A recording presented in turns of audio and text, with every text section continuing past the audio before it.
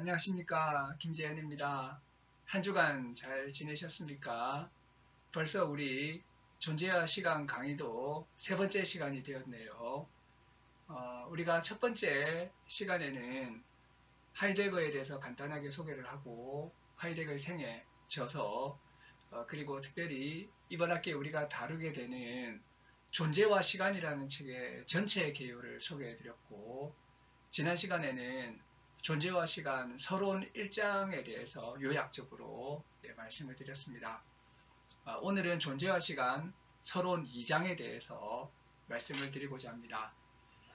지난 시간에도 말씀드렸듯이 존재와 시간을 장이라고 하는 측면에서 보면 전체적으로 볼 때 14개의 장이 있는 것이죠.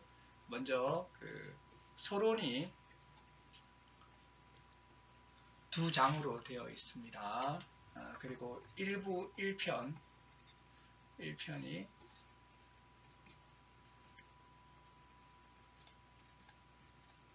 6장으로 되어 있고 2편이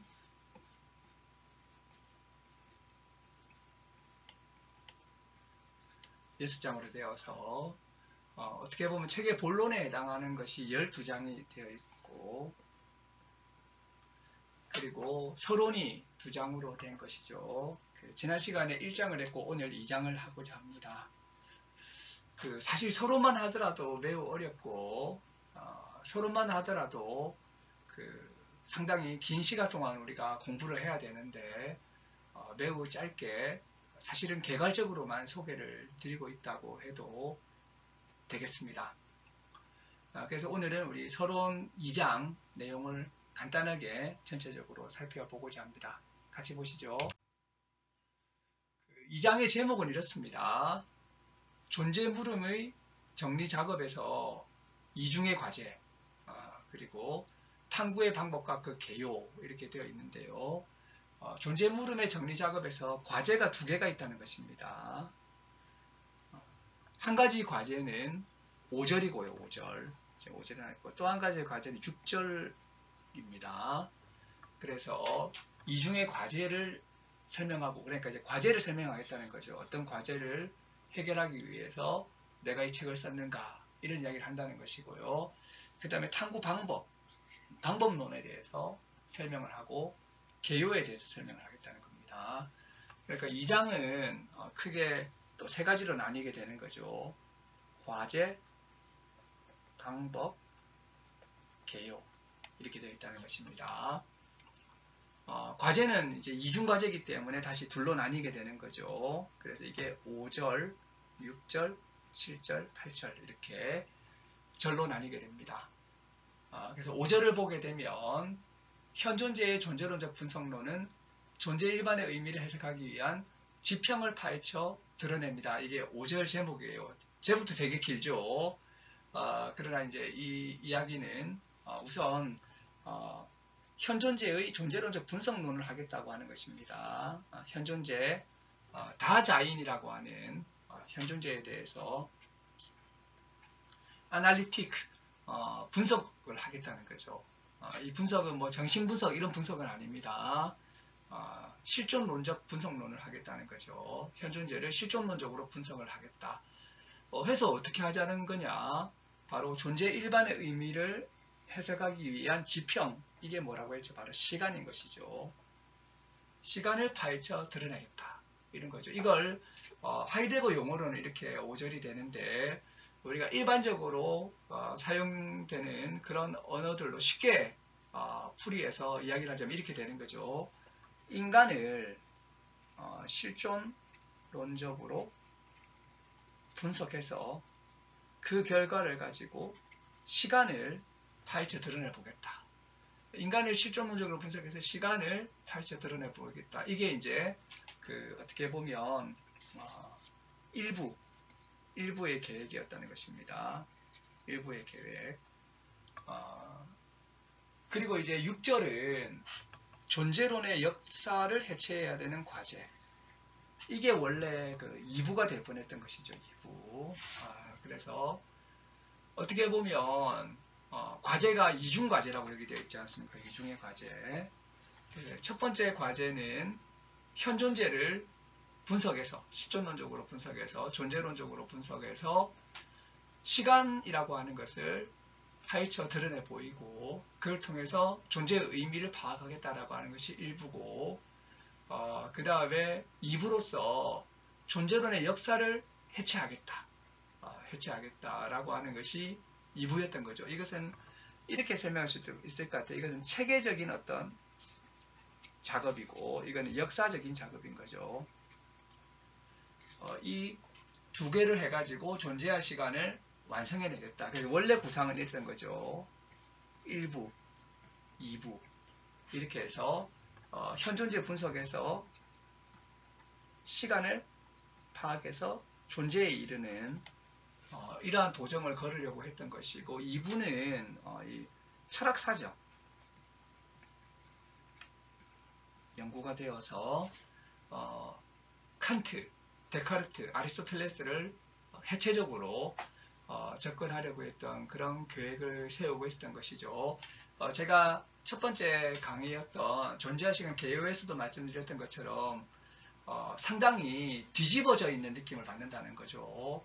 보통은 철학사적 연구를 먼저 선행 연구라고 하는 그런 입장에서 이걸 먼저 하고 그 다음에 이런 내용들을 다루게 되는데, 하이데거는 뒤집어 가지고 자신의 이런 그 현존재 분석론이라고 하는 걸 가지고 시간을 결국에는 도출하고 그걸로 존재의 의미를 파악한 다음에 철학사적 연구로 들어가려고 했다는 거죠. 이게 바로 이중의 과제입니다. 이게 첫 번째 과제고 이게 두 번째 과제예요. 첫 번째 과제를 해설한 것이 5절이고 두 번째 과제를 해설한 것이 6절이라고 하는 것입니다. 자, 그러면 이러한 과제를 수행함에 있어서 어떤 방법론이 사용되는가? 그래서 이제 이 현상학적인 방법이 사용되는데요. 그래서 그 자신의 방법론으로 현상학적인 방법론을 이야기하고 있는 것이 7절입니다. 그리고 8절은 전체 존재와 시간이라고 하는 책의 개요를 이렇게 설명해 주는 것으로 서론을 마무리하고 있습니다. 그래서 서론 2장은 과제, 방법, 개요라고 하는 걸로 구성되어 있다라고 이해하시면 되겠습니다. 자, 그럼 5절부터입니다. 현존재의 존재론적 분석론은 존재 일반의 의미를 해석하기 위한 지평을 파헤쳐 드러냅니다. 그래서 우선 그 1부에서 주로 하는 것이 뭐냐면 현존재의 존재론적 분석론이라고 하는 거죠. 예. 이에 대해서는 좀 더 자세하게 설명을 해드리겠습니다. 이런 이제 현존재에 대한 분석, 이건 인간을 분석한다는 말이죠. 인간을 분석해서 뭘 하려고 하느냐, 존재 일반의 의미를 해석하기 위한 지평을 파헤쳐 드러냅니다. 이건 뭐죠? 이 지평, 이건 시간이라고 하는 거죠. 그래서 인간을 분석해서 시간이라고 하는 차원으로 진입을 하고, 그리고 나서 궁극적으로는 어디로 가려고 하는 겁니까? 존재 일반의 의미를 해석하고자 한다. 이게 이 책의 목적이죠, 사실은. 존재 일반의 의미. 그래서 존재한다는 말의 의미가 뭐야? 이걸 해석하려고 하는 것이 이 책의 그 가장 궁극적인 목적이죠. 그러나 이제 단계가 있다는 것입니다. 먼저는 인간을 분석하고 그리고 시간으로 가서 시간에서 존재로 간다라고 하는 하나의 큰 틀의 기획이 있는 것이죠. 그래서 존재와 시간이라는 책은 이러한 큰 방향을 이해하는 것이 굉장히 중요하다고 할 수가 있겠습니다. 자, 그래서 지난 시간에 존재에 대한 물음을 다시 물어야 된다. 물음이라고 하는 것은 어떤 구조를 가지고 있느냐. 그래서 베프락테, 에어프락테 하면서 이런 이제 물음의 구조도 이야기하고, 특별히 물음이 걸려 있는 것, 베프락테 이야기를 했죠. 누구에게 물어야 되는가 라고 할 때 그 우위를 가진 존재자, 바로 현존재에게 물어야 된다는 거죠. 그래서 존재 물음의 우위, 그리고 현존재의 우위, 그래서 삼중 우위가 이야기되었던 것이죠. 그래서 존재적 우위, 존재론적 우위, 존재적 존재론적 우위라고 하는 우위를 가지고 있는 이 현존재에게 접근을 해야 된다 라고 하는 것이죠. 자, 그런데 이 현존재에게 도대체 어떻게 접근해야 될까? 자, 이제 현존재라고 하는 것을 통해서 결국에는 존재를 물어야 된다는 사실은 이해가 됐다는 거죠. 그러면 이 현존재에게 도대체 어떻게 접근해야 되는가? 여기서 이 현존재는 매우 이제 특별한 어떤 그 특징이 있는데요. 자, 이것이 굉장히 유명한 문장입니다. 현존재는 존재적으로는 가장 가까운 것이지만 존재론적으로는 가장 먼 것이다. 그래서 이 말 존재적 온티시라는 말이 있고요. 존재론적 온톨로기시라는 말이 있다는 거죠. 이 구분을 할 필요가 있다는 것입니다. 그래서 존재적으로 가장 가깝다는 말은 뭐냐면 우리가 존재적인 차원에서 볼 때는 바로 내가 현존재인 거죠. 나보다 가까운 게 없죠. 가장 가깝지 않습니까? 하지만 현존재가 뭔가 이것을 우리가 존재론적으로 파악한다고 할 때는 가장 멀고 어렵다는 것입니다. 그래서 우리가 인간이라고 하는 것을 우리가 존재적으로 파악할 때는 내가 인간이니까 가장 가깝지만 인간을 존재론적으로 파악한다고 하는 것은 가장 멀다라고 이렇게 이야기하고 있다는 거죠. 정말 알기 어렵다라고 하는 것입니다. 여기서 또 하나의 이야기가 덧붙여져요. 존재론적으로 가장 멀지만 그러면 뭐 아득해서 도달하지 못할 것 같잖아요. 하지만 존재론 이전으로는 또 낯설지 않다 이렇게 이야기하는 거죠. 이 말은 뭐냐면 또 어느 정도 또 인간이 뭔지를 아예 모르지는 않고 어느 정도 인간을 또 알고 있다는 것입니다. 그래서 매우 이렇게 이제 그 복잡한 형태를 지금 하이데거가 말하고 있는 거죠. 우리 인간 알지? 인간 알지? 이렇게 이야기하는 거죠. 인간 뭐 나도 인간이고 길 가다가 만나는 사람이 인간이고 인간 모르는 사람 있나? 이렇게 이야기하는 거죠. 그래 되면 매우 가깝네. 근데 이렇게 가까운 것은 존재적으로 가까운 것이고요.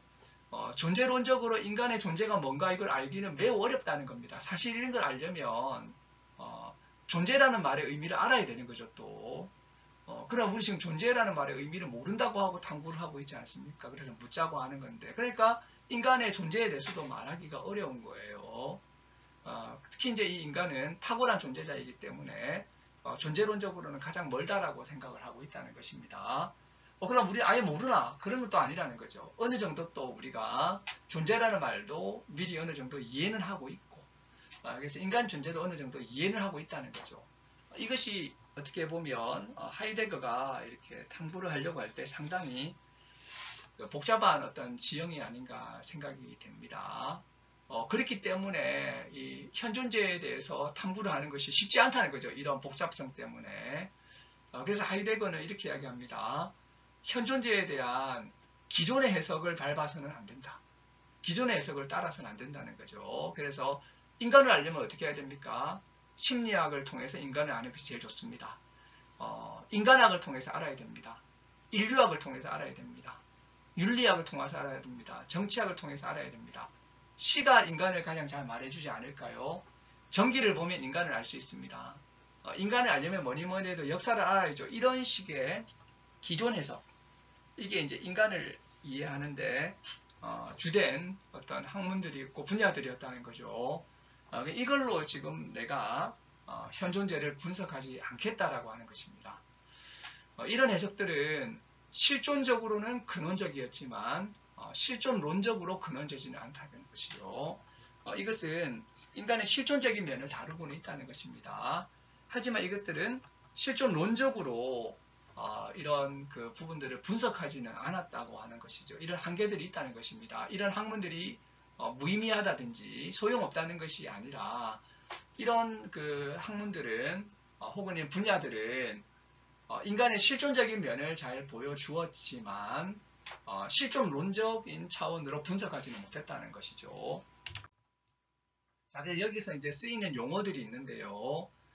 세 가지를 좀 분석해서 우리가 이해할 필요가 있다고 생각이 됩니다. 우선 존재적, 존재론적이라고 하는 부분이 있다는 것입니다. 이 존재자적이라고 번역하는 분도 있어요.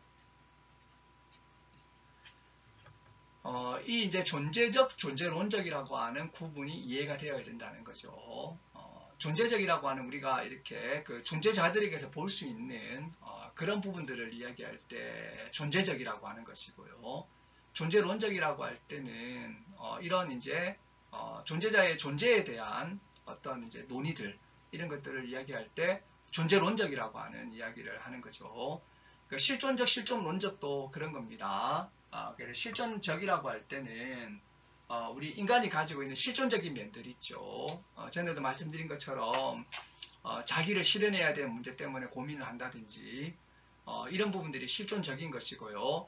이런 실존적인 문제를 개념적으로 파악해서 하나의 이제 그 논이라고 하는 차원에서 논의하는 것을 실존론적이라고 부르는 것이죠. 그래서 이런 실존의 어떤 구조가 있는지 이런 것들을 파악하는 것들을 실존 구성틀을 파악하는 것들을 실존론적이라고 부르는 거죠. existential하고 existential이라고 하는 이런 이제 언어적인 차이가 있다는 것입니다. 마지막으로 현상적, 현상학적이라고 하는 것이 있다는 거죠. 현상적이라고 하는 우리가 이거 이제 그 주어져 있는 것들을 이야기할 때 현상적이라고 부르는 것이고요. 현상학적이라고 할 때는 사실은 이것은 또 존재자의 존재하고 연관이 되는 그런 차원을 논의할 때 현상학적이라고 이렇게 부르는 거죠. 현상을 또 가능하게 하는 그러한 그 구조와 어떤 의미를 파악하는 것을 현상학적이라고 부르는 거죠. 그래서 이 이제 그 이야기에서 이 용어에서 다 중요한 포커스는 여기 있는 거죠. 더 중요한 것은 바로 존재론적, 실존론적, 현상학적 이런 것이 더 중요하고요.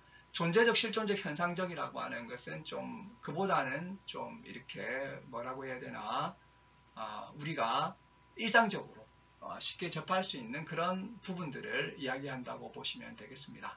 어쨌든 포인트는 여기 있다는 거죠. 자, 이러한 차이점을 우리가 염두에 두면서 현존재 분석론의 방향을 이야기를 하고 있습니다. 우선 그 앞에서 말씀드린 뭐 역사나 정기나 심리학이나 뭐 이런 것들은 인간에 대한 실존적인 부분들을 이해하는 데 도움을 준다는 거죠. 하지만 거기에서 머물러서는 안 되고 실존론적 분석론을 해야 된다라고 하는 것입니다. 그래서 하이데거가 하고자 하는 것은 실존적 해석을 넘어서서 실존론적 분석론을 해야 된다는 거죠. 그래서 하이데거가 책의 전반부에서 보여주는 것들이 사실은 현존재에 대한 실존론적 분석론이라고 보시면 되겠습니다. 자, 근데 실존론적 분석론은 임의의 존재라고 하는 것은 우리가 마음대로 돌이라든지 나무라든지 이런 것에 이제 존재를 정해가지고 시작해서는 안 된다라고 하는 거죠. 그래서 임의의 존재와 현실의 이념에서 시작해서는 안 되고 또 그런 이념에 의해서 윤곽 잡힌 범주에 의해서 해도 안 된다는 것입니다. 그래서 이런 이제 실존론적 분석론은 그런 식으로 나가서는 안 되고 이 존재자가 자신을 그 자신에서 내보여줄 수 있게끔 그렇게 해야 된다는 거죠. 이것은 이제 현상학적이라고 좀 뒤에 설명을 하게 되는데 그렇게 접근을 해야 되는데 우선 대개 하이데거에게서 이제 굉장히 자주 쓰이는 용어입니다. 우선 대개 이 말은 뭐냐면 평균적 일상성에서 본질적인 구조를 산출하는 방향으로 나아가야 된다라고 하는 것입니다. 자, 그래서 지금까지의 내용을 정리해 보면 어떤 이야기냐면 이런 이야기예요. 우리가 사실은 알고 싶은 것은 그 존재라는 거죠. 존재. 우리가 존재를 알고 싶은데 이 존재를 알 수 있는 지평이 시간이라고 하는 거죠. 근데 이 시간이라고 하는 것은 그냥 나오는 것이 아니라 인간이라고 하는 그런 현존재를 분석해서 얻어지는 것이 이제 시간이라고 하는 지평이라고 하는 것입니다. 자, 그러면 이런 인간을 어떻게 이해해야 되는가? 뭐 심리학, 역사학, 뭐 그 전기, 시 이런 걸 통해 가지고 해서는 안 되고 인간을 일상성에서 분석해서 이 일상성에서 실존론적으로 분석해서 존재론적 의미를 파악해야 된다. 이제 실존론적으로 분석해서 이것의 존재론적 차원을 파악해야 된다는 거죠. 그래서 이제 시간으로 가야 된다고 하는 것입니다. 그래서 이제 일상성에서 출발을 해야 된다. 그래서 일상성을 이야기할 때 자주 사용되는 단어가 우선대개, 계속 반복되는 거죠. 우선대개. 그래서 이런 평균적인 일상성에서 현존재의 어떤 본질적인 구조들을 파악하고, 그래서 이렇게 하는 것을 이제 현존재 분석론, 다자인스 아날리틱이라고 부릅니다. 현존재 분석론. 이것은 이제 실존론적 분석론이고 또 존재론적 분석론이 되는 거죠. 이걸 이제 현존재 분석론이라고 부르는데, 이것은 뭐냐, 바로 결국에는 존재 물음을 위한 것이고, 그래서 이것을 푼다멘탈 온톨로기, 기초 존재론이란 말을 쓴다고 하는 것입니다. 그래서 인간을 내가 분석했는데, 인간을 실존론적으로 분석하고 그를 바탕으로 존재론적으로 분석했는데, 이것은 사실은 인간을 아는 것이 궁극 목적이 아니고 결국에는 존재 물음을 위한 바탕이 된다라고 해서 인간을 분석한 것이 바로 인간 분석이 기초 존재론이 된다는 거죠. 그래서 이제 인간을 현존재라는 말로 존재의 언어로 이름했던 것이죠. 이것은 특징이 있는데요. 철학적 인간학이 아니라는 것입니다.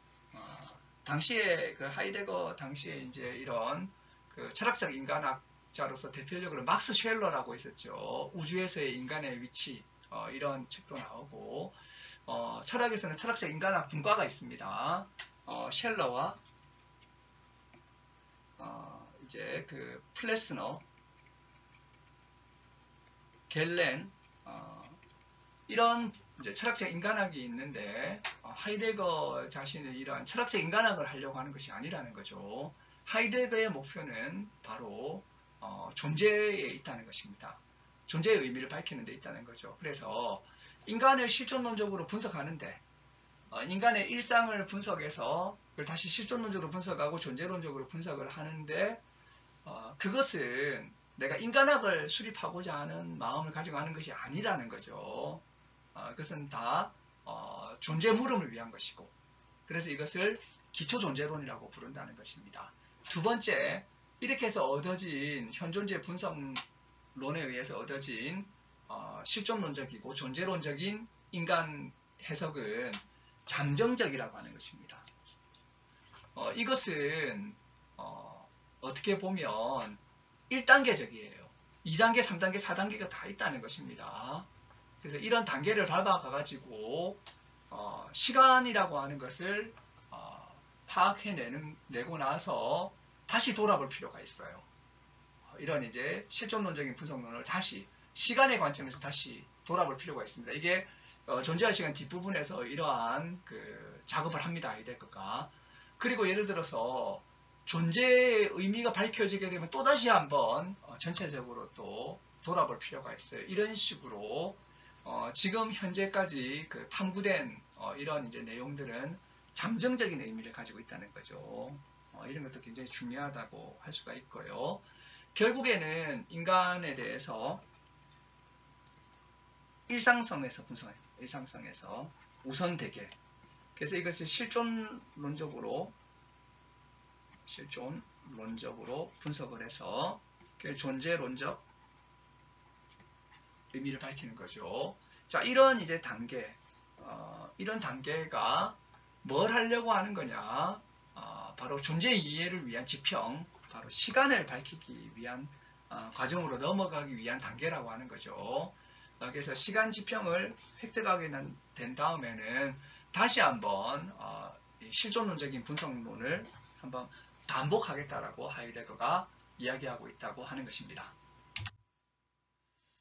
자, 그래서 현존재를 실존론적으로 분석을 하고 나니까 현존재의 그 존재가 나오게 됩니다. 현존재의 존재는 조르게라고 하는, 이게 현존재의 존재인데요.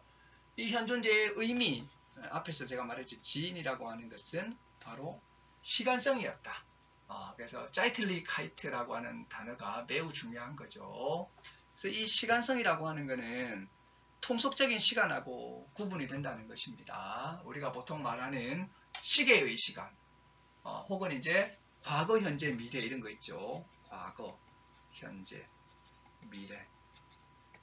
이런 이제 통속적인 시간관, 우리가 보통 말하는 시간하고 하이데거가 말하는 시간은 상당히 다르다는 것입니다. 실제적으로 그렇죠. 전에도 제가 소개한 것처럼 도래와 기제와 현재, 이것은 과거, 현재, 미래하고 같지 않죠. 그래서 하이데거가 형성한, 어떻게 보면 현존재라고 하는 인간의 어떤 대해서 실존론적으로 분석해서 그것을 가지고 이렇게 도출해낸 이런 시간성, 이것은 우리가 보통 말하는 시간, 통속적인 시간하고 다르다는 것입니다. 근데 하이데거가 딱 보니까 지금 사람들은 통속적인 시간을 살아가고 있는데 아리스토텔레스부터 베르그손까지, 자기 바로 앞에 있었던 베르그손까지 통속적인 시간관이 서양의 철학을 지배해 왔다는 거죠. 그런 의미에서 이런 통속적인 시간이라고 하는 것은 진정한 시간이라고는 할 수가 없겠죠. 하지만 통속적인 시간이 시간이 아닌 것이냐? 하이데거는 그렇지는 않다고 해요. 통속적인 시간은 뭐냐면 이 통속적인 시간은 파생적인 시간입니다. 그렇기 때문에 일종의 시간은 시간이라는 거죠. 그래서 통속적인 시간은 하이데거 자신이 말하는 시간성, 자이틀리카이트에서 나온 것이라는 거죠. 나온 것이다. 그래서 여기에서 이 베르그송과 하이데거의 차이가 나오게 되는데요. 베르그송은 통속적인 시간을 뭐라고 불렀냐면 공간이라고 불렀어요. 공간. 우리는 그것을 시간이라고 말하지만 그것은 시간을 공간으로 바꾸어 가지고 계산하고 사용하기 쉽게 하기 위해서 만들어낸 그런 것이지 진정한 의미의 시간이 아닌 거죠. 그래서 베르그송에게 사람들이 흔히 말하는 시간이라고 하는 공간이라는 거죠. 우리가 오늘 손목시계를 차고 나갔다고 생각해 봅시다. 그래서 보면 60분이 1시간으로 이렇게 시계가 돌고 있죠. 이것은 그 시간이 진짜 시간이 아닌 거예요. 이것은 베르그송에게는 그것은 시간을 우리가 잘 사용하기 위해서 공간처럼 이렇게 분할해 놓은 것이 바로 우리가 보통 말하는 시간이라는 거죠. 그래서 베르그송에게는 우리가 흔히 말하는 시계의 시간이라고 하는 것이 진정한 시간이 아니라 시간을 공간으로 바꾼 것이 된다는 것입니다. 하지만 하이데거에게는 통속적인 시간도 시간이에요. 이것도 이제 파생되기는 했지만 파생적이라고 하는 것이 문제지 이걸 뭐 공간으로 생각한다 이렇게 하진 않는다는 거죠. 그래서 이제 이렇게 시간성을 도출하는 것이 굉장히 중요한데 올바르게 시간을 설명하게 되면 존재론의 중심 문제가 거기에 다 있다는 사실을 알게 된다는 거죠. 그래서 이 시간이라고 하는 것이 매우 중요하다는 것입니다. 그래서 존재와 시간이 되는 것이죠. 그렇기 때문에 존재와 시간이라고 하는 이 책이 진짜 말하려고 하는 바까지 가려면 사실 시간이라고 하는 단계까지 가야 되는 거죠. 인간을 말하는 단계도 중요하지만 그보다는 시간이라는 단계까지 가서 시간을 넘어서 존재까지 가려고 하는 그 지점까지 가야지 이 책이 진짜로 어디로 가려고 하는가 이런 부분을 알 수 있다고 하는 것입니다. 자, 그래서 시간성까지 앞에서 이야기를 했다면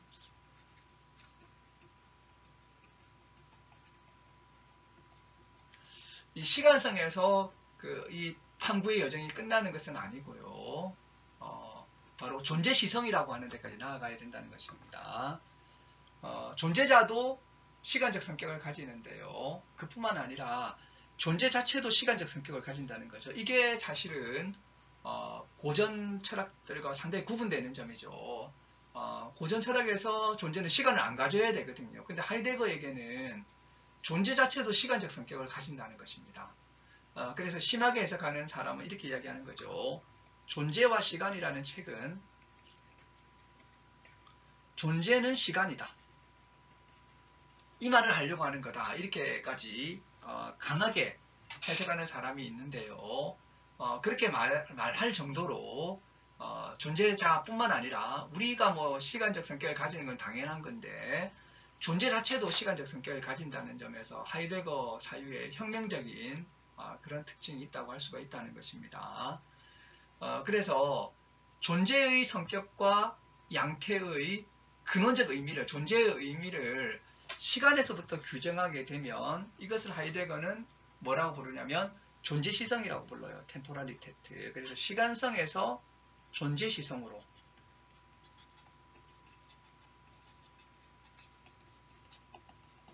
가야 되는 거죠. 근데 이제 이 존재의 시간에서는 시간성까지는 잘 도출했는데 이 존재시성에 대해서는 거의 뭐 이야기가 안 된다는 거죠.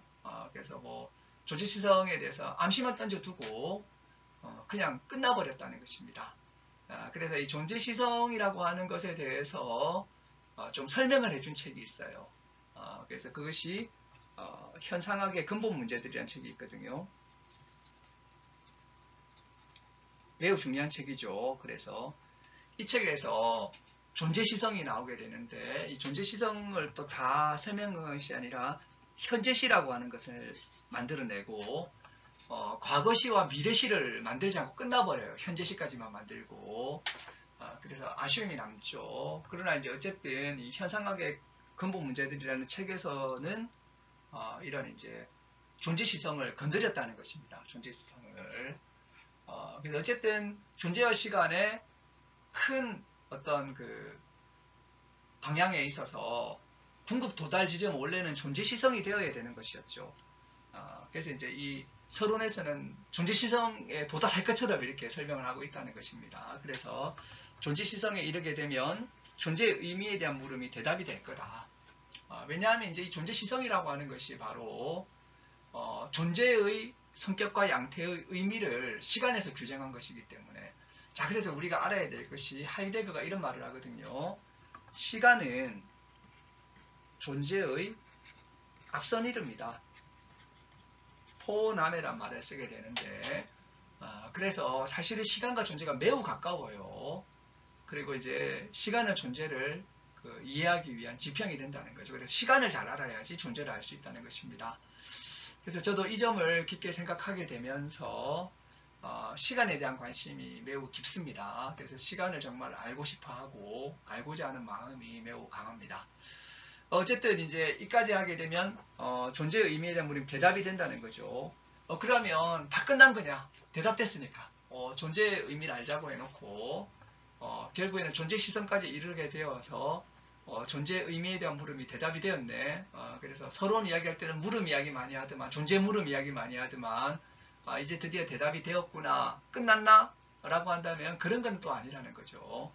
대답은 다시 탐구의 실마리가 된다는 것입니다. 이게 끝나는 과정이 아니에요. 그래서 이런 이제 탐구의 실마리가 된다는 점에서 계속 물어가는 거죠. 그래서 철학이라고 하는 것이 이런 길을 걸어가는 것이 아닌가 싶습니다. 하나의 물음을 가지고 대답을 얻게 되면 그 대답은 잠정적인 대답이 되어가지고 다음 물음에 또 실마리가 되는 거죠. 특별히 이제 여기에서 이제 이 존재의 시간의 맥락에서는 이렇게 얻은 대답은 다음 탐구로 이어지게 된다는 것입니다. 이건 뭐냐면 지금까지의 존재론은 어땠을까? 나는 이렇게 존재의 의미를 파악했는데 인간을 분석해가지고 시간을 도출하고 시간에서 존재의 의미를 파악하는 이 길을 걸어왔는데 지금까지의 존재론은 어떻게 했을까? 서양의 철학을 돌아본다는 거죠. 지금까지 존재론을 돌아보면서 어떻게 물었나도 살펴보고 무엇을 발견하는가도 살펴보고 또 왜 그 탐구가 필연적으로 실패할 수밖에 없었던가를 알게 된다는 것입니다. 이것이 바로 이 2부의 탐구를 이야기하는 거죠. 바로 철학사적인 탐구로 넘어가게 된다라고 하는 것입니다. 자, 그래서 6절은 존재와 시간 2부를 해설하게 됩니다. 2부의 과제를 해설하게 되는 거죠. 그래서 2부를 이렇게 이제 소개하는 6절은 존재론의 역사를 해체해야 하는 과제, 존재론의 역사를 해체해야 하는 과제 이야기를 하고 있는 거죠. 이 해체라고 하는 말이 디스트럭치온이라고 하는 말입니다. 디스트럭치온. 그래서 해체라는 번역이 적당하죠. 이 디스트럭션에서 데리다라고 하는 철학자가 사실은 디컨스트럭션, 탈구축이라고 하는 것을 이렇게 파악해내는 거죠. 탈구축. 뭐 해체나 탈구축이나 비슷하다고 할 수가 있겠습니다. 어쨌든 하이데거의 또 다른 하나의 작업은 책의 원래는 이제 후반부는 존재론의 역사를 해체하는 책을 쓰려고 했던 거죠. 하이데거는 시간성 이야기에서 또 이야기를 시작합니다. 시간성이라고 하는 것은 역사성, 게시히틀리히카이트라고 하는 이 역사성의 가능 조건이라고 이야기를 하고 있습니다. 역사성. 우리 인간이라고 하는 존재가 또 상당히 역사적인 존재인 거죠. 그래서 이 역사성은 현 존재가 일어나는 생기, 게쉔이라고 하죠. 게쉔. 일어나는 발생의 존재 구성틀이다. 이렇게 이야기를 하는 거죠. 그래서 어떻게 보면 자연과 역사 이런 구분을 하게 되는데 우리 인간에게서는 이런 역사성이 있다는 거죠. 실제로 우리 인간, 현 존재는 이미 존재해온 현 사실적인 존재 속에서 존재하고 있다는 것입니다. 이미 우리는 역사적인 어떤 상황의 한가운데서 존재하고 있는 거죠. 누구도 하늘에서 갑자기 떨어진 적은 없죠. 다 오랜 역사의 한가운데서 오늘을 살아가고 있는 것입니다. 우리 뭐 한국 사람만 하더라도 벌써 이렇게 삼국시대, 고려시대, 통일신라시대, 고려시대, 조선시대에서 구한말 거쳐서 뭐 이렇게 여기까지 오게 된 것이죠. 이런 것 없이 이런 이제 역사적인 배경 없이 전통 없이 존재하는 사람은 없다고 하는 것이죠. 그래서 현 존재는 전승된 우리 전해진 현 존재에서 그 가운데서 우리 인간을 어떻게 이해하는가 이런 하나의 이제 그 분위기 속에서 태어나서 성장을 했던 것이죠. 이런 것 없이 진공 상태에서 태어난 사람은 없다는 것입니다. 이미 그래서 전승된 해석들의 어떤 상황에서 존재하는 거죠. 그래서 이것을 전통 내 존재라고 부를 수 있다는 것입니다. 전통 안에 있는 존재. 그래서 인간은 세계 안에 있는 존재인과 동시에 전통 안에 있는 존재라고 할 수가 있다는 것이죠. 자, 그래서 이제 이런 부분 때문에 결국에 역사라고 하는 것이 나타나게 되는데요. 히스토리하고 이제 게시히테라고 하는 것을 구분한다는 거죠. 히스토리와 게시히테. 이 말은 좀 이제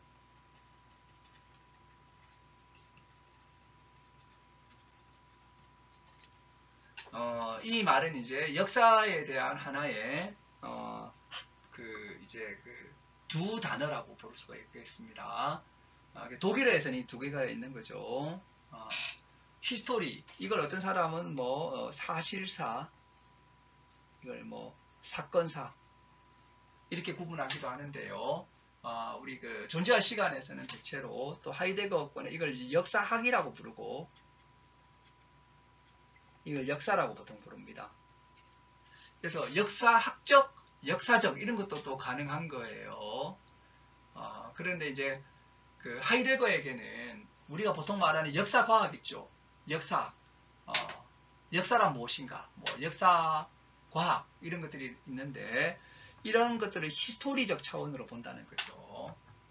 그리고 히스토리적인 차원보다 더 근원적인 것이 뭐냐면 게시히테적인 차원이라는 것입니다. 근데 이런 게시히테적인 차원은 게시틀리히카이트라고 하는 역사성을 띠고 있죠. 근데 이런 이제 역사성은 또 뭐냐? 결국에는 시간성, 아까 말한 짜이틀리히카이트라고 하는 이 실존적인 시간성이 있어야지 이런 것들이 가능하다고 하는 것입니다. 그러니까 가장 근원적인 건 어떻게 보면 시간성이죠. 시간성이 가장 근원적인 것이고 시간성이 있을 때 우리가 시간성이 있으니까 역사성이 있는 것이고 역사성이 있으니까 역사학이 가능한 것입니다. 그래서 결국에는 이제 이런 부분들이 가능하게 되는 거죠. 그래서 실존성과 더불어 본질적인 역사성에 대한 물음이 이제 일어나게 되고 그리고 존재에 대한 물음이 결국에는 역사성에 의해서 영향을 받는다는 거죠. 우리가 존재에 대해서 물을 때 이런 역사성이라고 하는 것이 작동되게 된다라고 이야기를 하고 있다는 것입니다.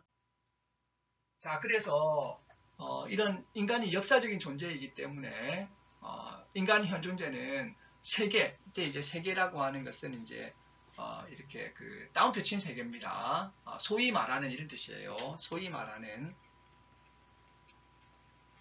세계에 빠져 있을 뿐 아니라 트레디션, 전통에도 빠져 있다라고 하는 거죠. 그런데 이 전통이라고 하는 것이 원천들로의 통로를 막는다는 것입니다. 유래를 망각하게 하고 심지어 전통이라고 하는 것이 현존제의 역사성을 뿌리 뽑을 수도 있다는 거죠. 참 역설적인 이야기죠.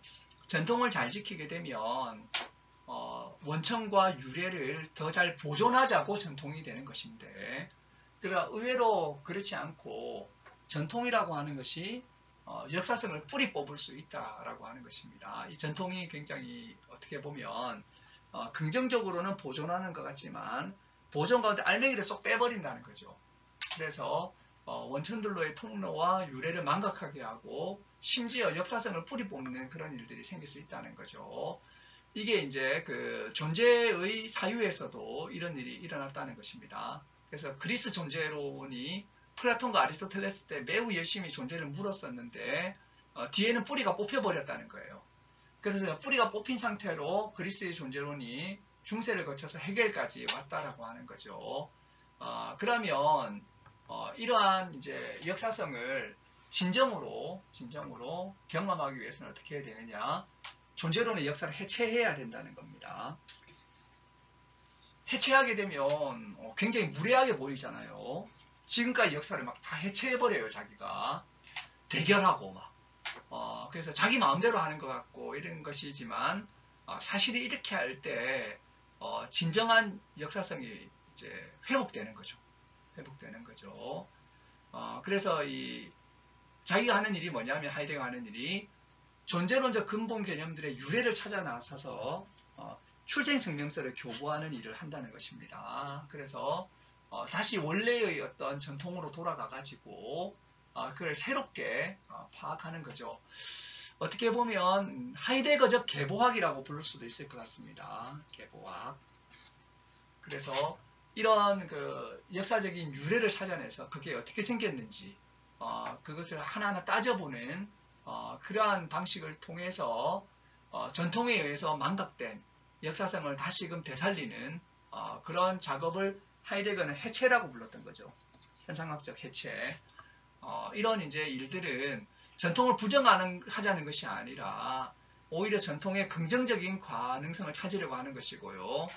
비판한다고 하면 옛날 사람들을 비판하는 것이 아니라 그 옛날 사람들을 잘 이어왔다고 자부하는 오늘날의 사람들을 비판하려고 한다는 것이 오늘날의 전통 이해와 전통 해석을 비판하려고 한다는 것입니다. 이런 의미에서 하이데거는 반드시 존재와 시간 2부가 있어야 된다고 생각했던 것이죠. 1부만 가지고 끝나서는 안 된다는 것입니다. 1부는 뭐였죠? 1부는 인간에서 시작해서 시간으로 가서 존재의 의미를 밝히는 것이었던 거죠. 하지만 이렇게 도달하고 보니까 그럼 지금까지 2000년도 넘게 서양에서 존재를 해석해온 그 역사는 도대체 뭐냐는 거죠.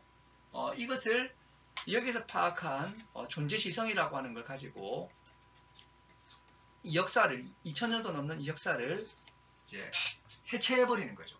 해체해버리면서 그럼 해체를 해서 뭘 하라는 거냐? 다 파괴하고 없애버리자는 거냐? 그게 아니라 역사성을 새롭게 회복하는 것이죠. 진정한 의미의 반복이 되는 것입니다. 진정한 의미의 반복이 되는 것입니다. 그래서 헐벗은 반복이 아니라 옷 입은 반복 이런 말들을 요즘 쓰는데요. 그래서 진정한 의미의 반복이 되려고 한다는 것이죠. 그래서 존재론적 근본 개념들의 유래를 찾아서 출생 증명서를 교부하면서 전통의 긍정적인 유래의 긍정적인 가능성을 찾으려고 하고 그리고 비판의 칼날을 과거에 들이대는 것이 아니라 오늘 전통을 잘 수호하고 따른다는 사람들에 대해서 그런 부분들에 대해서 이렇게 비판하려고 하는 이런 해체, 2부는 해체인 거죠. 해체의 일을 하려고 한다라고 이렇게 이야기를 하고 있다는 것입니다. 자, 그래서 그 해체 내용이 이렇습니다. 거슬러 내려가요. 이걸 자세하게 할 수는 없습니다. 그래서 간단하게 설명을 드리자면 칸트를 다루는데요. 이 칸트를 다룬 그 책이 나와 있어요. 원래 존재할 시간에 들어가야 될 책인데 이 칸트와 형이상학의 문제라고 하는 책이 있습니다. 이 책에 이제 이 내용이 있는데, 원래는 이제 존재와 시간 2부에 들어가야 돼. 2부 1편에 들어가야 될 내용이었던 거죠. 특히 이제 이 칸트에게는 도식론이 있는데요. 이 도식이 매우 중요합니다. 이것은 이제 감성과 오성을 연결하는 이런 이제 가운데 선험적 상상력에 의한 이런 이제 도식 이야기가 나오게 되는데요. 아주 어려운 부분이죠. 매우 얇은 부분이고 작은 부분이고, 그러나 이제 하이데거는 이 도식 논장이 제일 중요하다고 이야기를 하면서, 사실 칸트가 이 도식론에 이르렀을 때 이 존재 시성에 거의 접근했다고 보고 있습니다. 하지만 칸트는 여기에서 이제 뒤로 물러났다는 거죠. 그럼 칸트는 왜 그래 됐는가? 존재 시성의 눈으로 보니까 칸트가 거의 존재 시성에 도달한 사람이었는데 더 밀고 나가지 못하고 뒤로 후퇴를 해버렸다는 것입니다. 그랬던 이유는 칸트는 존재의 물음 일반에 대해서 소홀했다는 겁니다. 존재에 대해서 그렇게 크게 많이 묻지 않았다는 거죠. 칸트의 물음은 다른 것이었다는 것이고, 특히 현존재의 존재론에 대해서 소홀히 여기면서 좀 데카르트적인 영향을 받으면서 그래서 이제 근대적인 입장에서 이런 부분들을 생각했기 때문에 칸트가 이 존재시성으로 나가지 못했다라고 하이데거는 이야기를 하고 있다는 거죠. 그 다음에 데카르트는 또 뭐가 문제냐? 코기토 에르고 숨, 나는 생각한다, 고로 나는 존재한다라고 할 때 나는 생각한다는 잘 밝혀냈다는 거예요. 하지만 나는 존재한다라고 하는 말에 대해서 사실은 소홀히 했다는 것입니다. 그래서 이 존재한다는 말에 대해서 데카르트는 어떻게 보면 중세보다 못하다고 본다는 거예요. 중세보다 못하다. 중세는 그래도 존재 문제에 대해서 상당히 고심하고 몰입한 시기였는데, 데카르트가 말하는 생각하는 사물 이런 것들에 대한 논의를 보게 되면 존재한다는 말에 대해서 매우 생각을 많이 하지 않았다는 사실을 알 수 있고요. 또 데카르트가 정념론을 다루고 있지만 이 감정의 존재론에 대해서 소홀했다라고 하이데거는 한마디를 하게 됩니다. 그리고 마지막으로 이렇게 존재할 시간에 원래 마지막에 이제 들어와야 됐을 부분, 그 이제 바로 아리스토텔레스에 대한 해석인 거죠. 그래서 이제 고대 존재론은 현존성, 우리 이제 기독교에서도 많이 사용하는 파루시아나 우시아 이야기를 하게 됩니다. 현존성을 중시하면서 굉장히 현재에 관심을 좀 두는 그런 이제 시간관을 가지고 있었다는 거죠. 또 현존재를 이성적 동물로, 그리스어로는 존 로곤 에콘이라고 부릅니다. 바로 말을 가진 생물, 이런 식으로 이제 현존재 이해도 상당히 문제가 있고, 그래서 이제 인간은 말을 가진 동물 정도로만 파악하고 있고, 시간은 현재에 또 초점을 맞추었다는 거죠. 그래서 이제 현재화시킴의 존재로 시적인 구조를 가지고 이렇게 이제 사유를 했던 아리스토텔레스까지 해석을 하면서, 사실은 이렇게 이게 원래는 존재와 시간 2부의 내용이었어야 되는 부분이라는 거죠. 이렇게 하고 존재와 시간을 마무리하려고 했던 것입니다. 이게 큰 틀에서 이 존재와 시간의 어떤 이제 과제. 1부의 과제는 한마디로 말하면 뭐였죠? 1부의 과제는 존재 시성을 도출하는 것이었고, 그래서 존재의 의미를 파악하는 것이었고, 2부는 이렇게 도출된 존재 시성으로 여기 있는 칸트와 데카르트와 아리스토텔레스로 거슬러 내려가면서 해체 작업을 하는 것이 2부의 원래 목적이었다고 하는 것입니다. 자, 이런 일을 하기 위해서 방법론이 필요하다는 거죠. 메서드. 근데 하이데거는 존재 물음의 방법론은 현상학적 방법이라고 못을 받고 있습니다. 페노메놀로기죠. 현상학적 방법. 그리고 하이데거에게서는 현상학은 철저하게 방법 개념이에요. 하이데거는 현상학은 방법이라고 이야기를 하고 있습니다. 그럼 현상학이 뭐냐? 현상학은 사태 자체로 쭈덴 자켄 젤브스트라고 하는 현상학의 구호로 하이데거는 현상학을 이해하고 있습니다. 근데 여기서 하이데거가 존재와 시간에서 현상학이라고 하는 이런 이제 말을 이렇게 설명을 하는데, 이게 후서라고 상당히 다르다는 것입니다. 그래서 이제 후서라고 같이 현상학에 대한 글을 쓰다가 거의 학문적으로 인간적으로 결배를 해버려요. 후스라고 하이데거하고 서로 현상학을 이야기하게 되는데 현상학에 대한 관점이 너무 다르다는 거죠. 하이데거는 이렇게 이제 현상을 이야기합니다. 현상학이라고 하는 말이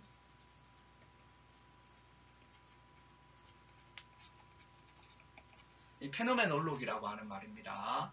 이 말은 이제 페노멘하고 로기 라는 말이 이제 합쳐진 거죠. 이 두 단어는 그리스어 파이노메논 하고 로고스란 말이 합쳐진 겁니다. 이 파이노메논에서 페노멘이라는 말이 나왔고요.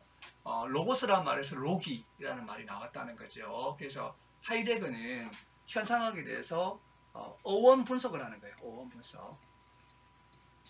일종의 말놀이라고도 할 수 있는데요. 이게 이제 하이데거 후기 사상에서 굉장히 두드러진 특징이 됩니다. 자, 그런데 여기에서 파이노메논이란 말이 나오죠. 이 말은 파이네스타이라는 말에서 나왔어요. 이 파이네스타이 이렇게 쓰죠.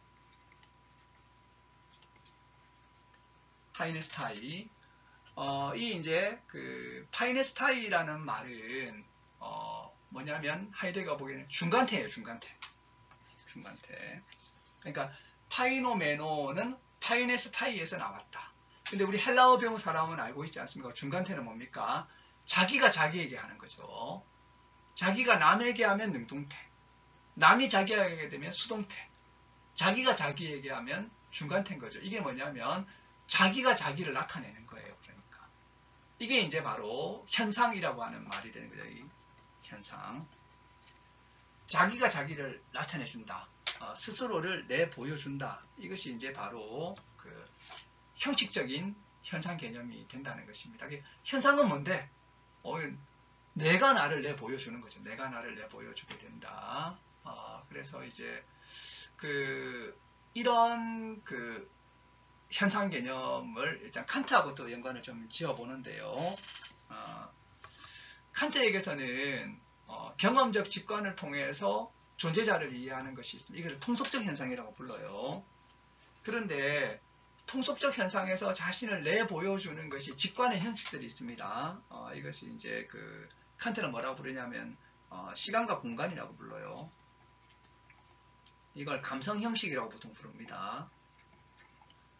그래서 이제 뭐 내감의 형식이 시간이고 외감의 형식이 공간인데 이러한 직관의 형식들이 바로 현상학적 현상 개념이라는 거예요. 그러니까 이제 경험적 직관을 통해서 존재자를 알게 하는 것은 통속적 현상이고 이런 시간과 공간 같은 것이 바로 칸트가 말했는데 이게 하이데거가 말하는 현상학적 현상 개념이 된다는 것입니다. 상당히 좀 이 부분이 난해하죠.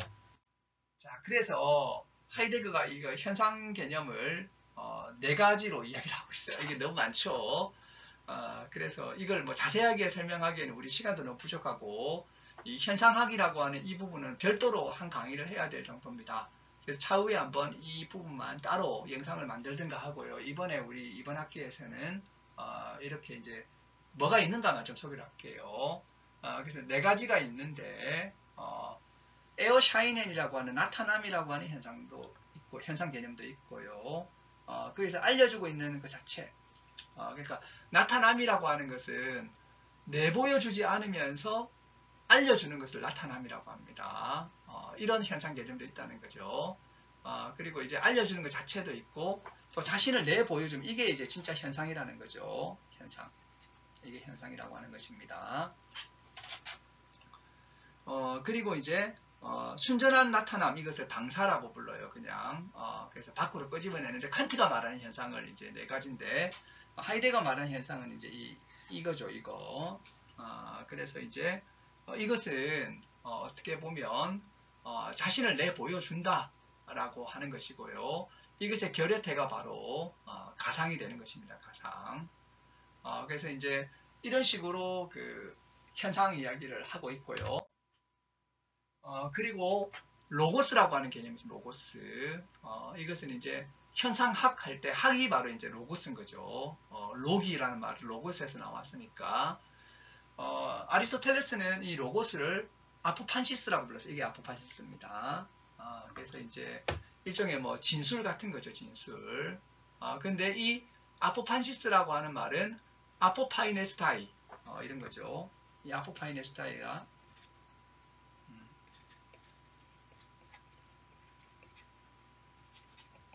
이렇게 쓰는 거죠. 이 말에서 아포판시스라고 하는 말이 나왔다는 것입니다. 그럼 이 말에는 말의 내용, 말의 대상, 전달 표명이라고 하는 것이 있습니다. 이것은 나중에 하이데거에 이제 말 분석이 있거든요. 말 분석할 때 이 이야기들이 그대로 나오게 됩니다. 그때 이제 함께 해설을 하기로 하고요. 뭐 벨레데테 이런 이제 이야기들이 나오게 되는데 이런 내용들은 차후에 우리가 하이데거 그 언어 이야기할 때 그때 이야기를 하려고 합니다. 사실 로고스라고 하는 말이 매우 많은 의미를 가지고 있죠. 진술, 이미지를 동반하는 소리, 종합, 이성, 근거, 연관관계 이런 어떻게 보면 6가지의 의미를 가지고 있는데요. 특별히 이제 하이데거가 상당히 강조하는 것은 이제 진술로서의 로고스인 것이죠. 아포판시스로서의 로고스. 자, 그래서 이제 여기까지 이야기하고 나서 하이데거가 현상학 아까 말했죠. 페노메놀로기.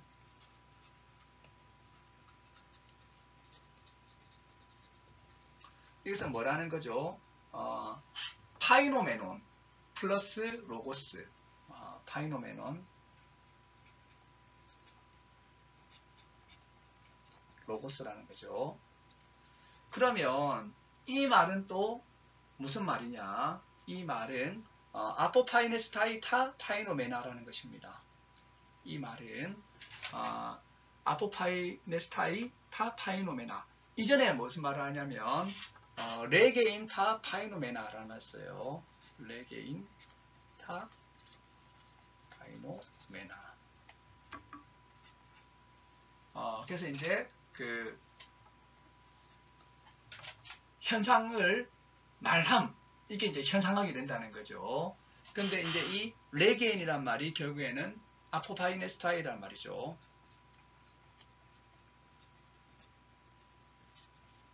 그래서 아포파이네스타이 타 파이노메나, 아포파이네스타이 타 파이노메나, 이게 이제 바로 현상학이 된다는 것입니다. 현상학. 자, 그럼 이것을 번역하면 어떻게 되느냐? 자신을 내보이고 있는 그것을, 이게 이제 스스로 자기를 나타내 보이는 것을 현상이라고 했죠. 자신을 그것 자체에서 내보이듯이 그렇게 자체에서 내보이게 해줌. 이게 이제 아포파이네스타이란 말입니다. 이게 바로 이제 현상 개념, 이게 사태 자체로라는 거죠. 이걸 뭐라고 하냐면 형식적인 현상 개념이라고 불러요. 형식적인 현상 개념. 그러면 현상학적인 현상 개념은 뭐냐? 은폐되어 있지만 자신을 내보이는 것. 은폐되어 있지만 자신을 내보이는 것. 이것을 이제 현상학적 현상 개념이라고 부르고 있다는 것입니다. 그럼 현상학적 현상은 뭐냐? 바로 존재자의 존재라는 것입니다. 존재자의 존재. 그래서 자신을 내보이는 것으로서의 존재자의 존재. 존재의 의미. 존재의 변형태, 파생태 이 전체가 바로 이게 이제 바로 그 현상학적인 현상 개념이 된다는 거죠. 그래서 존재론은 현상학으로만 가능하다고 하이데거는 이야기를 하고 있습니다. 자, 그래서 이렇게 그 방법론을 현상학으로 설명을 했고요. 그리고 나서 하이데거는 이 현상학이 또 해석학이더라 이런 말을 한다는 거예요. 그래서 그 현상과의 만남의 양식에서 주어지고 설명 가능한 것을 현상적이라고 했죠. 그리고 이제 개념성을 이루는 것을 현상학적, 아까 현상적, 현상학적 이렇게 이야기를 했던 거죠. 근데 이런 현상학적 기술의 방법론적 의미는 해석이다. 헤르메 뉴에인이라고 하는 이런 이제 헤르메 노이엔 이렇게도 이제 말하기도 하는데 헤르메스 이런 이제 그 해석이 된다는 것입니다. 그래서 이제 현존재의 현상학은 낱말의 근원적 의미에서 해석학이다. 그래서 이제 뭐라고 하는 거죠? 해석학적 현상학이라고 부르는 거죠. 그래서 후설의 현상학과는 다른 하이데거의 현상학을 이름하여 뭐라고 부르냐면 해석학적 현상학이라고 부른다는 것입니다. 그래서 현존재의 현상학에서는 존재의 본래 의미와 현존재의 고유한 근본 구조들이 알려지게 되고 모든 존재론적 탐구의 가능 조건을 정리 작업하게 되고 실존의 실존성에 대한 분석론이 제기되면서 이런 과업들은 다 하나의 이제 해석학으로서 이해될 수 있다고 하는 거죠. 그래서 딜타이라고 하는 사람이 역사학적 정신과학 방법론 이게 이제 중요한 이제 해석학의 역사에서 중요한 방법론인데 이런 딜타이의 역사학적 정신과학 방법론으로서의 해석학은 현존재 분석론의 뿌리를 받고 있다고 하는 것입니다. 여기서 이제 역사성을 강조했다면 이것은 현존재 분석론의 실존성하고 시간성의 뿌리를 받고 있다고 하는 것이죠. 이게 이제 하이데거의 이야기입니다. 자, 그리고 이제 거의 마지막 서론의 마지막에 존재는 초월이라는 점이 마지막으로 강조가 됩니다. 존재는 어떤 존재자의 일종의 보편이 아니라는 거죠. 보편을 넘어선 이제 초월이라고 하는 것입니다. 그래서 존재를 초월로서 열어 밝히는 일을 초월론식 인식이라고 부르고요. 그래서 현상학적인 진리는 초월론적인 진리다 라고 이야기하면서 어떻게 보면 하이데거가 자신의 초기 철학을 초월 철학으로 규정하고 있다라고 하는 거죠. 트랜센덴츠. 그래서 이제 제가 존경하는 하이데거 연구가 가운데 프리드리 비렐름 폰 헤르만 교수가 계신데요. 그분은 이제 하이데거의 전기 철학과 후기 철학을 두 단어로 이렇게 정리하는 거죠. 그게 뭐냐면 트랜스젠덴츠, 이게 초월이라는 말이고요. 그리고 이제 에어 아이그니스, 이게 이제 전기 철학의 핵심 단어라고 할 수 있고 이게 후기 철학의 핵심 단어라고 할 수 있겠죠. 그래서 하이데거의 전기 철학은 바로 초월로서 이 존재 이야기를 하고 있는 거죠. 그래서 이 존재의 초월이라고 하는 것은 이미 이제 플라톤에게서 에피케이나테스 우시아스라고 하는 그러한 이제 말로 국가에서 정리가 되어 있는데 이러한 이제 초월의 이야기를 하고 있고요. 그래서 이제 이런 철학은 현상학적 존재론이다 라고 이야기하면서 거의 이렇게 서론을 마무리하고 있죠. 그 다음부터는 좀 이렇게 개인적인 이야기를 하게 됩니다. 나의 이 존재와 시간이라고 하는 책은 후설의 논리 연구의 토대에서 가능했다라고 하면서 이제 선생님의 공적을 또 이렇게 서론에서 표기하는 것이죠. 그래서 우리가 좀 존재와 시간 해석할 때 알아야 될 것이 현상학이라는 학문의 바탕이 있어야 된다는 것입니다. 그래서 하이데거의 존재와 시간은 바로 해석학적 현상학이라는 거죠. 현상학책이라는 사실이 굉장히 중요하다는 것입니다. 현존재에 대한 해석학적 현상학이라고 하는 것이죠. 그래서 이런 현상학적인 맥락을 이제 놓쳐서는 안 된다는 것입니다. 자, 그리고 이제 마지막으로 이 책이 어렵다는 것에 대해서 변명을 하게 됩니다. 너무 책을 어렵게 써놓은 거죠. 그래서 자기가 변명을 하게 됩니다. 왜냐하면 내가 지금 하려고 하는 분야에는 언어와 문법이 없어. 내가 지금 다 만들고 있어. 이런 거죠. 언어와 문법을. 그러니까 좀 책 어려워도 양해해달라 이야기를 하고요. 그리고 옛날에 어려웠던 책들 생각해 보라는 거죠. 플라톤의 파르메니데스, 아리스토텔레스의 형이상학 얼마나 어렵냐는 거죠. 투키디데스의 글 뭐 이런 거 얼마나 어렵냐. 근데 나는 뭐 이 그리스 사람에 비해서 많이 아직 부족한 점이 있는데 이런 또 어려운 일을 하려고 하니까 책이 어려워질 수밖에 없었다. 이런 이야기를 하고 있다고 보시면 되겠습니다. 자, 이제 농부의 개요로 들어오게 됐습니다. 이거 기억나시죠? 이제는 아마 이 개요가 눈에 잘 들어오시지 않을까 생각이 됩니다. 그래서 원래 이렇게 책을 쓰려고 했다는 겁니다. 그래서 서론이 있고요. 우리가 서론 이제 1장과 2장을 했습니다. 지금. 그리고 현존재에 대한 예비적 기초 분석, 그리고 현존재와 시간성. 그래서 출판된 건 이까지죠. 그리고 이제 시간과 존재는 하지 못했고요. 그리고 2부 1편은 칸트, 2편은 데카르트, 3편은 아리스토텔레스 이렇게 이제 분석해서 해체해 가지고 책을 마무리하려고 했던 것입니다. 자, 이렇게 해서 우리 오늘 서론의 이야기가 끝이 났습니다. 매우 이렇게 큰 틀에서 말씀을 드린 거죠. 하나하나 자세하게 좀 들어가야 되는데 그렇게 하지 못하고 매우 큰 틀에서 설명을 드리게 된 것 같습니다.